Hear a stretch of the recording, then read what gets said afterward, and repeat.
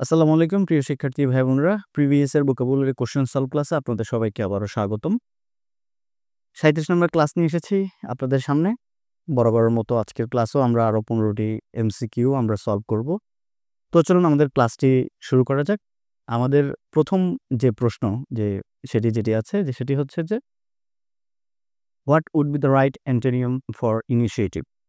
Initiative শব্দটির right অ্যান্টোনিয়ামটা কি? আমরা এর আগে ক্লাসে দেখেছি যে ইনিশিয়েটিভ শব্দটির অর্থ হচ্ছে আসলে উদ্যোগ।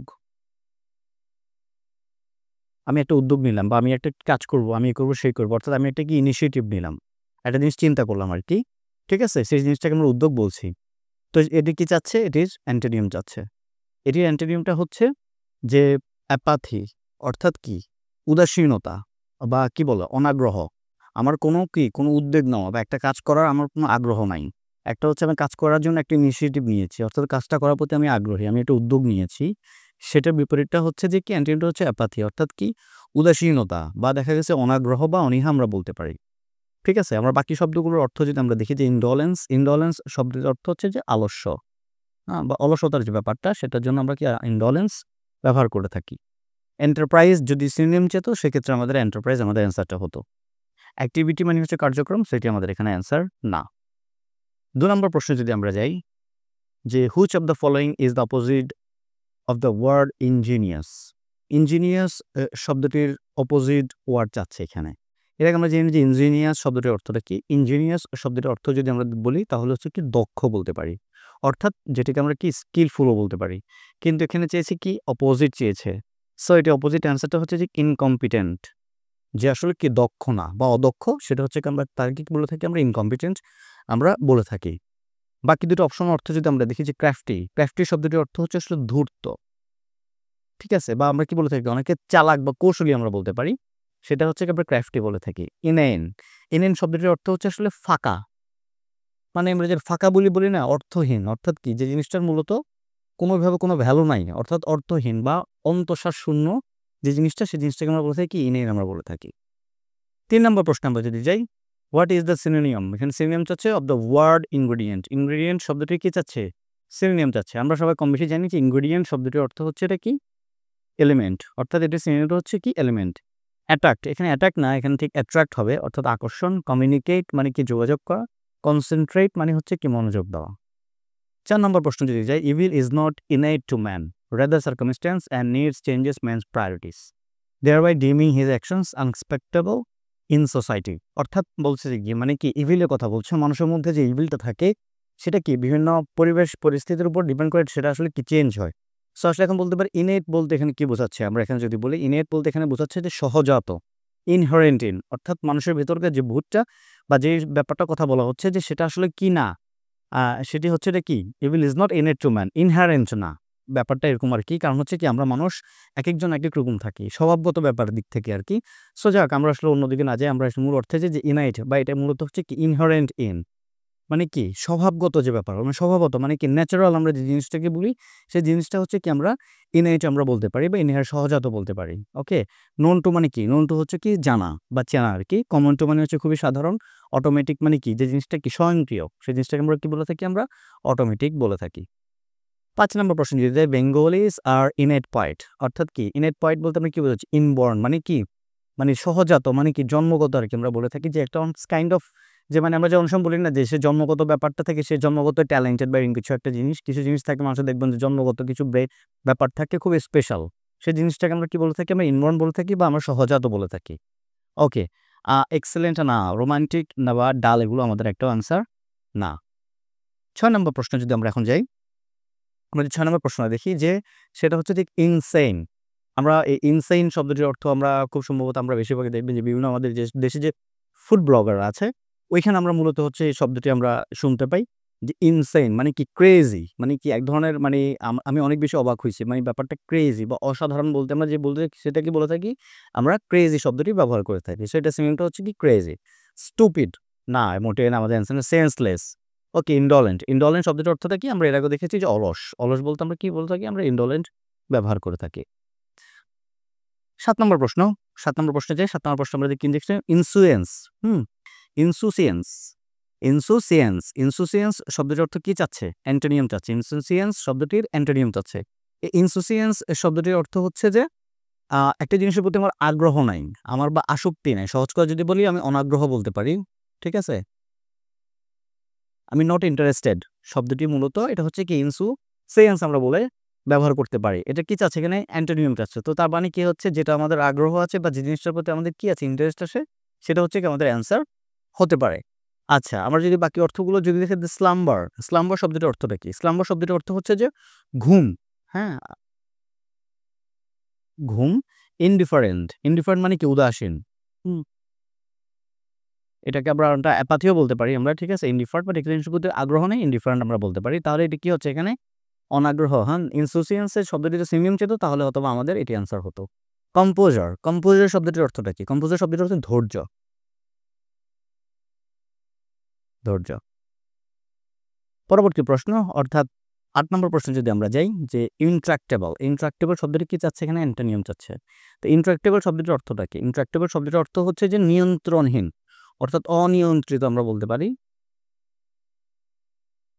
যে জিনিসটাকে কি নিয়ন্ত্রণ করা যায় না, ইন্ট্রাক্টেবল। অর্থাৎ শুধুমাত্র ট্র্যাক্টেবল থাকলে তখন আমরা বলতে পারতাম যে শুধুমাত্র নিয়ন্ত্রিত। বাট যেহেতু ইন্ট্রাক্টেবল বলেছে, এটা অর্থ হচ্ছে যে অনিয়ন্ত্রিত। এটা কি চাচ্ছে? অ্যান্টোনিয়াম চাচ্ছে। অর্থাৎ স্বাচ্ছন্দ্যে এখন চলবে যে জিনিসটা। অর্থাৎ কি? আমার নিয়ন্ত্রণ করার প্রয়োজন নাই। সেটা হচ্ছে যে কি? সেটা হচ্ছে যে ইজি গোয়িং। ইজি গোয়িংটা হচ্ছে কি এখানে আমাদের অ্যান্সার। ওকে? যে জিনিসটাকে আমরা ধরে রাখতে পারছি না, স্বাচ্ছন্দ্যে জিনিসটা চলতেছে সেই জিনিসটাকে আমরা বলতে ইজি গোয়িং আমরা বলছি। ওকে। আমরা যদি এখন ওয়েওয়ার্ড, ওয়েওয়ার্ড শব্দটি দেখি সেটা এটা হচ্ছে যে স্বৈরাচারী বা স্বেচ্ছাচারী আমরা যে বলি না? হ্যাঁ? স্বৈরাচারী লিখি তাহলে আমরা সহজে আমরা বুঝতে পারব। স্বৈরাচারী বা বিশৃঙ্খল বা উচ্ছৃঙ্খল আমরা যেটাকে বলতে পারি নিয়ন্ত্রণহীন, সেই জিনিসটাকে আমরা বলে থাকি কি? ওয়েওয়ার্ড আমরা বলতে পারি। ব্লিক, ব্লিক শব্দটির অর্থটা কি? ব্লিক শব্দটির অর্থ হচ্ছে নিরস। নিরস। অর্থাৎ সহজ করে যদি বলি ওয়েওয়ার্ড বা নিরস বা যে জিনিসটা আমাদের কোনো কি আম আ এটাকে কি বলে? আমরা আগ্রহ নাই সেই জিনিসটাকে আমরা বলতে কি নিরস আমরা বলতে পারি। ওকে? অ্যাবস্টিনেন্ট, অ্যাবস্টিনেন্ট শব্দটির অর্থ হচ্ছে বিরত থাকা। বিরত থাকা এটি মূলত হচ্ছে যে মদ পান, হ্যাঁ? অ্যালকোহলের যে ব্যাপারটা সেখানে আসলে বিরত থাকতে এই অ্যাবস্টিনেন্ট শব্দটি আমরা ব্যবহার করে থাকি। The synonym of increase, increase শব্দটির সিনোনিম কি হবে? সহজ করে যদি যাই সেটা হচ্ছে অগমেন্ট হচ্ছে কি এটির সিনোনিম। ইনক্রিজ এবং অগমেন্ট দুটোর অর্থই ঠিক একই রকম। ডিক্রিজ, কুইক বা লেসন, হ্যাঁ? ঠিক আছে? এগুলো একটা আমাদের অর্থ না। লেসন মানে হচ্ছে কি কম। ওকে। ১০ নম্বর প্রশ্ন, which one is a synonym of the word incredible? incredible শব্দটি কি চাচ্ছে এখানে? সিনোনিম চাচ্ছে। ওকে, incredible শব্দটির সিনোনিমটা হচ্ছে যে inconceivable, inconceivable ইনক্রেডিবল আমরা যে বলি না যে ইনক্রেডিবল শট মানে কি? মানে কি অসাধারণ একটা জিনিস, অবিশ্বাস্য। সহজ করে যদি বলি অবিশ্বাস্য, সেই জিনিসটা হচ্ছে কি আমরা ইনক্রেডিবল বলতে পারি। সো ইনকনসিভেবল শব্দটির অর্থ এবং ইনক্রেডিবল শব্দটির অর্থ কি? একই রকম। অর্থাৎ তারা একে অপরের সিনোনিম। ইম্পাভিয়াস, ইম্পাভিয়াস শব্দটা হচ্ছে যে অভেদ্য। আমরা এর আগের ক্লাসে অভেদ্য মানে যা ভেদ করা যায় না আরকি। যা ভেদ করা যায় না। ওকে? ইমফাবিয়াস। ওকে, ইমপ্রবাবল। প্রবাবল মানে কি? আমরা যে বলি না একটা জিনিস সম্ভাব্য বা একটা জিনিস সম্ভাবনা আছে, প্রবাবিলিটি আছে এরকম কিছু একটা বলতে আমরা কি বলে থাকি? আমরা ইমপ্রবাবল ব্যবহার করে থাকি। বাট এখানে হচ্ছে যে প্রবাবল ব্যবহার করে থাকি। ইমপ্রবাবল মানে কি? মানে অসম্ভব বা সম্ভব না। সেজন্য হচ্ছে আমরা ইমপ্রবাবল ব্যবহার করে থাকি। আনস্পেক্টাকুলার, আনস্পেক্টাকুলার শব্দটার স্পেক্টাকুলার শর্ট আমরা বলতে পারি কি? আমরা সবসময় একটা ব্যবহার করে থাকি যে আ অসাধারণ। ঠিক আছে? স্পেক্টাকুলার জিনিসটা খুব সুন্দর। সো আনএক্সপেক্টেকুলার শব্দটির মানে কি? যে সেটা হচ্ছে জিনিসটা অবিশ্বাস্য না, জিনিসটা সুন্দর না সহজ করে যদি বলি বা অসাধারণ না। সেজন্য হচ্ছে কি আমরা আনএক্সপেক্টেকুলার এখানে আন দিয়ে সেই জিনিসটার বিপরীত অর্থ আমরা বুঝে থাকি। ওকে? ১১ নম্বর প্রশ্ন যদি যাই, being fat does not necessarily kill you. মানে কি? আপনি মোটা হইলে যে মরবেন ঠিক তা না। বাট ইট ইনক্রিজ, বাট এটা কি করবে? ইনক্রিজ করবে, বৃদ্ধি করবে। কি বৃদ্ধি করবে? The risk of that you will suffer from nasty disease. অর্থাৎ আপনার খারাপ ডিজিজ আপনি ভুগবেন। সেই জিনিসটার কি বলে? রিস্ক বৃদ্ধি করবে আরকি। ঠিক আছে? এমফাসিস মানে হচ্ছে কি জোর দেওয়া, এনকারেজ মানে কি সাহস দেওয়া, ইনভলভ মানে কি একটা জিনিসের মধ্যে ইনভলভ থাকা বা নিমগ্ন থাকা। ১২ নম্বর প্রশ্নে যদি যাই ১২ নম্বর প্রশ্ন যদি যাই আমরা দ্য অ্যান্টোনিম অফ ইনিমিক্যাল। ইনিমিক্যাল শব্দটির অর্থ হচ্ছে কি বন্ধুত্বপূর্ণ না। অর্থাৎ কি? শত্রুতা। ঠিক আছে? আমরা শত্রুতা বলতে পারি বা বন্ধুত্বপূর্ণ না। সেই জিনিসটা কি হচ্ছে অ্যান্টোনিম ফ্রি হবে, ফ্রেন্ডলি হবে। যদি সিনোনিম হতো তাহলে হচ্ছে কি হোস্টেল হচ্ছে আমাদের অ্যান্সারটা হতো। ইনডিফারেন্ট আমরা এর আগে দেখেছি যেটা অর্থ হচ্ছে উদাসীন, অ্যাংরি মানে হচ্ছে কি রাগান্বিত। ১৩ নম্বর প্রশ্নে যদি আমরা যাই, the antonym of indifference. Indifference শব্দটির অর্থ কি? উদাসীন। সহজ কথা যদি বলি আমরা কি? আমরা উদাসীন বলে থাকি। ওকে? তো এই উদাসীন শব্দটি তাহলে কি হবে? যে জিনিসটার প্রতি কি আমাদের আগ্রহ আছে। অর্থাৎ কি? যে জিনিসটার প্রতি আমরা কি একটু আগ্রহী সেই জিনিসটা আমাদের তাহলে এখানে আমাদের অ্যান্সারটা কি হবে? আমাদের অ্যান্সারটা হচ্ছে যে কি? আরোর। আরোর শব্দটির অর্থটা কি? যে যার উৎসাহ আছে। উৎসাহ বা হুম, আগ্রহ বলতে পারি। আরোর শব্দটির অর্থ। যেটি হচ্ছে এটি কি? উদাসীনতার অ্যান্টোনিয়াম। কম্প্যাশন শব্দটির অর্থটা কি? কম্প্যাশন শব্দটির অর্থ হচ্ছে যে করুণা বা সমবেদনা আমরা জানা না?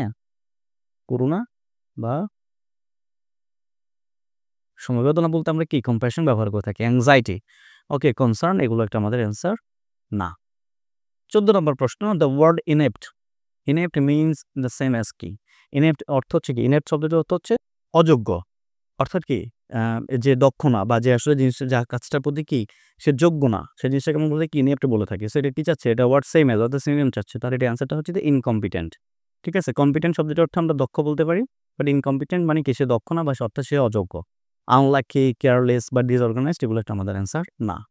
১৫ নম্বর প্রশ্নে যদি আমরা যাই, what is the synonym for insular?